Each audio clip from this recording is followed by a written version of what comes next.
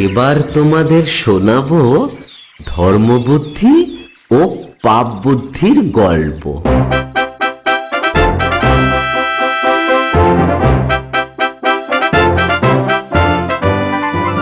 অনেক দিন আগে কোনো এক গ্রামে ধর্মবুদ্ধি ও পাপ বুদ্ধি নামে দুই বন্ধু থাকত। ধর্মবুদ্ধি ছিল খুবই সৎ এবং সহজ সরল। গ্রামের সমস্ত লোকেরা তাকে ভালোবাসতো। আর পাপ বুদ্ধি ছিল পুরো তার বিপরীত। তার মাথায় সারাক্ষণই দুষ্টু বুদ্ধি ঘুরত। সে সর্বদাই লোকের ক্ষতি করে বেড়াতো। গ্রামের লোকেরাও তাকে সহ্য করতে পারত না। একদিন সে বসে বসে চিন্তা করছিল, ধর্মবুদ্ধিকে যদি আমার সঙ্গে কোনো ব্যবসায় নামাতে পারি, তাহলে ওকে ঠকিয়ে আমি বড়লোক হতে পারি।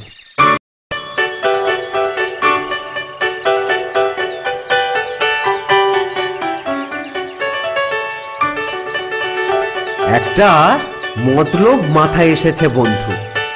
বিদেশে গিয়ে চলো কিছু উপার্জন করি।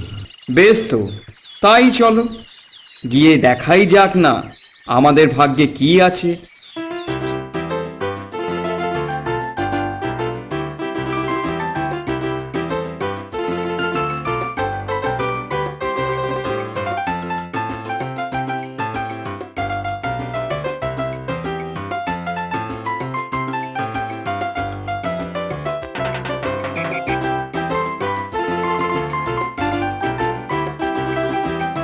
চলো ভাই পাপ বুদ্ধি, আমরা এবার গ্রামেতেই যাই।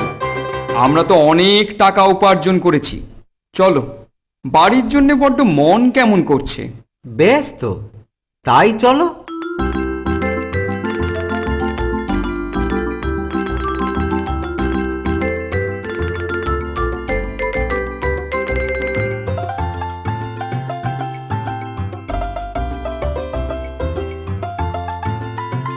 আচ্ছা ভাই ধর্মবুদ্ধি, একটা কথা মনে হলো। দেখো, সব টাকা নিয়ে দেশে ফেরাটা কি নিরাপদ হবে? সামান্য কিছু সঙ্গে নিয়ে বাকিটা যদি পুঁতে রাখি? কেন বলো তো? আরে ভাই, রাস্তায় চোর ডাকাত এইসব আছে না? তা অত টাকা নিয়ে যাওয়াটা কি আমাদের ঠিক হবে? আর তাছাড়া তো অত টাকা নিয়ে গেলেও আমরা কিছুদিনের মধ্যেই সব খরচ করে ফেলবো। তাহলে আবার আমাদেরকে সেই ব্যবসা করতে যেতে হবে। তার চেয়ে বরং এখানে আমরা কিছু রেখে যাই। টাকা ফুরিয়ে গেলে আবার এসে এখান থেকে নিয়ে যাব। ঠিক বলেছ, তাই করি। কিন্তু এইখানেতে, এই ফাঁকা জায়গায় কোথায় টাকা রাখবো? পরে তো এসে মনে থাকবে না। আরে বাবা, অত চিন্তা করার কি আছে? ওই তো ওই গাছটার গোড়াতে আমরা এখানেইতেই পুঁতে রাখি। পরেতে এলে এই গাছটাকে আমরা ঠিক চিনতে পারবো। ব্যাস, তাহলে আর দেরি কেন? নাও, কাজ শুরু করে দিই।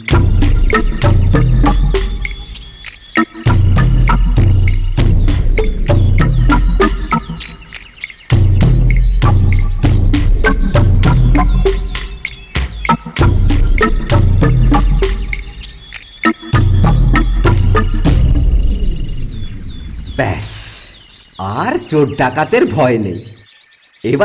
এবার চলো বাড়ি যাওয়া যাক।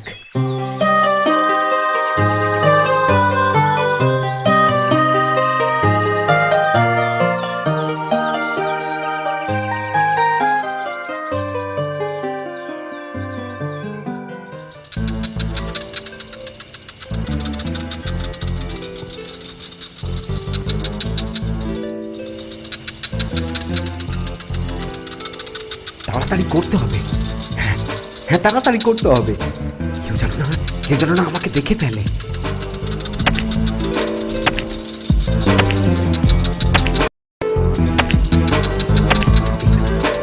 এই তো তো পেয়েছি। এবার এবার টাকাগুলোকে নিয়ে চুপি চুপি অন্য জায়গায় লুকিয়ে রাখি।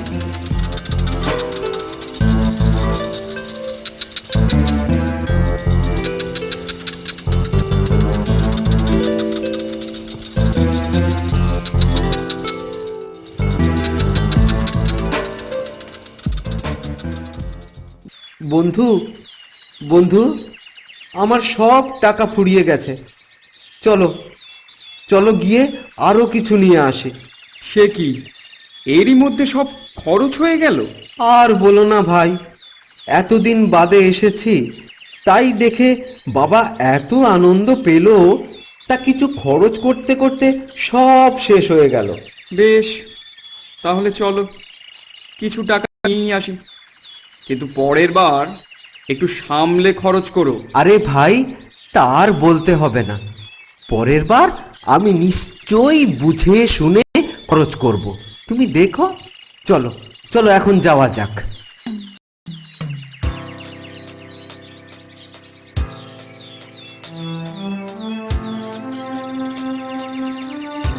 ওই তো, ওই তো সেই গাছটা, ওই গাছের গোড়াতেই তো আমরা টাকা রেখেছিলাম।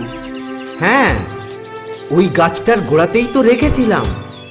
ওই তো, ওই তো ওইখানটাতেই গর্ত করেছিলাম। নাও নাও, এবার এবার মাটি খুঁড়ে টাকাটা বার করা যাক। হ্যাঁ, তাড়াতাড়ি তাড়াতাড়ি করি।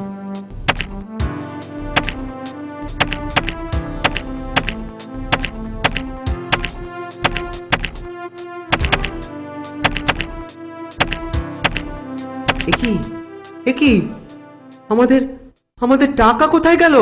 সত্যি তো, আমরা তো আমরা তো এইখানেই টাকা রেখেছিলাম। ও, এইবার বুঝতে পেরেছি। ভাই ধর্মবুদ্ধি, এই তোমার বন্ধুত্ব। দাও দাও, টাকাটা ফেরত দাও, নইলে নইলে কিন্তু তোমাকে বিচারকের কাছে নিয়ে যাব। এ কি বলছো, এ কি বলছো ভাই পাপ বুদ্ধি? আমি সৎ লোক, আমাকে সন্দেহ করছো? তুমি না আমার বন্ধু। ওসব বন্ধু টন্ধু মানি না। তুমি আমার টাকা নিয়েছো, এবার ফেরত দাও। বলছি আমি টাকা নিইনি, কালকে তো আমরা একসাথে টাকা রেখে গিয়েছিলাম, তারপর তো এই এলাম। তোমার মনে নিশ্চয়ই লোভ ছিল। তুমি নিশ্চয়ই কালকে রাত্রিবেলায় এসে টাকাটা সরিয়ে রেখেছো। আমি জানি না, আমার ভাগের টাকা তুমি আমাকে ফেরত দাও। আরে বাবা, আমি বলছি নিইনি। হ্যাঁ, তুমি নিয়েছো, তুমি নিশ্চয় নিয়েছো। তুমি এক্ষুনি টাকা বের করো, না হলে কিন্তু তোমাকে মোড়লের কাছে নিয়ে যাব। কি, তুমি আমাকে ভয় দেখাচ্ছ? বেশ, চলো মোড়লের কাছে।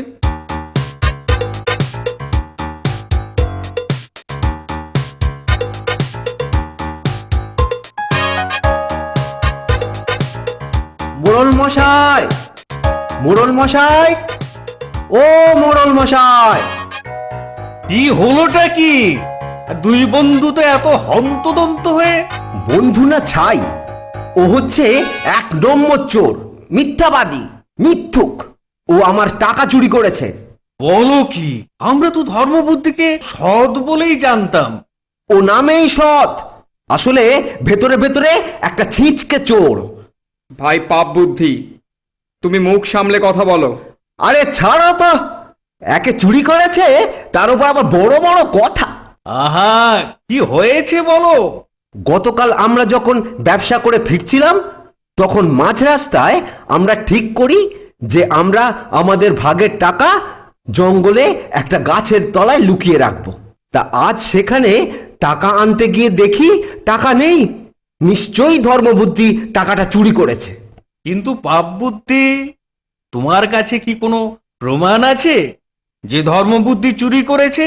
প্রমাণ ছাড়া তো আমি কাউকে শাস্তি দিতে পারবো না। আপনারা সবাই চলুন সেখানে, চলুন সবাই চলুন। বৃক্ষ দেবতা নিশ্চয়ই বলবেন কে চুরি করেছে। বন দেবতা আমার আমার সাক্ষী দেবে, তিনি তিনি সত্যি কথা বলবেন। বনদেবতা কখনোই মিথ্যে কথা বলতে পারে না। বেশ, চলো তার কাছে। চলুন, কাল সকাল হলেই আমরা যাব তার কাছে। বাবা, বাবা, আমি ধর্মবুদ্ধির টাকা চুরি করেছি, আমায় বাঁচাতে হবে। সে কি? তুই কেন ধর্মবুদ্ধির টাকা চুরি করেছিস? আহা, আমার টাকার দরকার ছিল, তাই টাকা চুরি করেছি। এখন তোমাকে যা বলি তাই শোনো। বেশ, তুই যা বলবি তাই করব।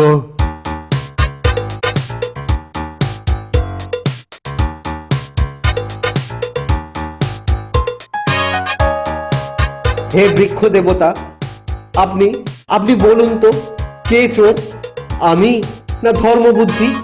এ কি করছো হে পাপ বুদ্ধি? গাছ কি কথা বলতে পারে? যেখানে সত্য মিথ্যার ব্যাপার, সেখানে বৃক্ষ দেবতা নিশ্চয়ই কথা বলবেন। বলুন বলুন হে বৃক্ষ দেবতা, কে চোর? ধর্মবুদ্ধি, ধর্মবুদ্ধি চোর। এ কি অবিশ্বাস্য ব্যাপার! কাজ বললে ধর্মবুদ্ধি চোর? আমরা তো ধর্মবুদ্ধিকে সৎ বলেই জানতাম। আমিও তো তাই ভাবতাম। কাল যখন পাপ বুদ্ধি গিয়ে আমার কাছে বললে, আমি কিন্তু একদম বিশ্বাসই করিনি। কিন্তু আজ যখন বৃক্ষ দেবতা বলেছে ধর্মবুদ্ধি চোর, তাহলে আমাদের মেনে নেওয়া ছাড়া আর কোনো উপায় নেই। বেশ, তাহলে ধর্মবুদ্ধিকে কি শাস্তি দেওয়া যায় তার চিন্তা করা যাক। এ কি করছো হে ধর্মবুদ্ধি? তোমার কি মাথা খারাপ হয়ে গেছে? আমায় কিছুক্ষণ সময় দিন, আমি দেখাবো কে আসল চোর।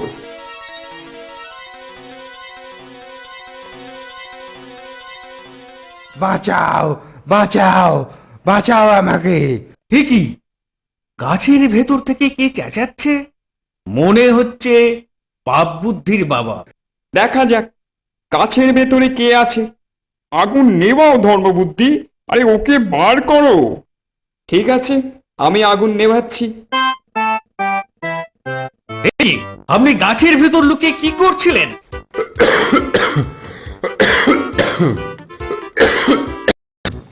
পাপ বুদ্ধির কথা মতো গাছের ভেতরে লুকিয়েছিলাম। আসলে এসব এসব আমার ছেলের দোষ। পাপ বুদ্ধি গতকাল বাড়ি গিয়ে বলল যে আমি চুরি করেছি। বাবা, আমাকে বাঁচাও। তখনই আমরা ঠিক করি গাছের ভেতর লুকিয়ে থেকে বৃক্ষ দেবতা সেজে বলবো ধর্মবুদ্ধি চোর। বটে, এইভাবে ধর্মবুদ্ধিকে ফাঁসানো, আমাদের সবাইকে বোকা বানানো। বলো বলো সবাই, বাবা ছেলেকে কি সাজা দেওয়া যায়? এদেরকে গ্রাম থেকে বের করে দেয়া হোক।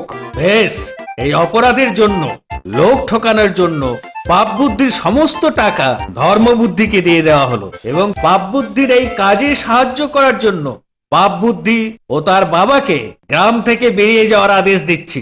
যাও পাপ বুদ্ধি, তুমি তোমার বাবাকে নিয়ে গ্রাম ছেড়ে চলে যাও, আর কখনো এখানে আসবে না। তাহলে নীতি কথাটা হলো, সাফল্যের শ্রেষ্ঠ উপায় সাধুতা।